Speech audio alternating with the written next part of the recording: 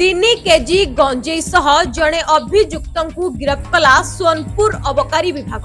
Patrolling बेले अबकारी team तरभा थाना गुंची मुंडा छक निकट में एक बाइक रे गंजेई चालाण हेउथुबा बेले जनकु गिरफ्त करिछि।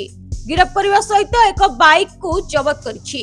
अभियुक्त जनक हेले बौद्ध जिला कंटामाल ब्लॉक चार भट्ट गाँर अनंग बड़चाट बापा बट्ट बड़चाट बोली जना पड़िछि। अभियुक्त को आज कोर्ट चालाण करा नहीं सूचना देइछन्ति सोनपुर अबकारी अधीक्षक। प्राय 5टा बेले तरभा पीएस अंडर गुंजीमुंडा चौक रे हमर मोबाइल यूनिट जेतले पेट्रोलिंग करूथिले गोटे हीरो एचिवर 2 व्हीलर गाड़ी जाउथिला ताके संदरे अटकेइथिले आउ ता डिकीरु 3 केजी गंजेई बरामद होला तलाश करबारे।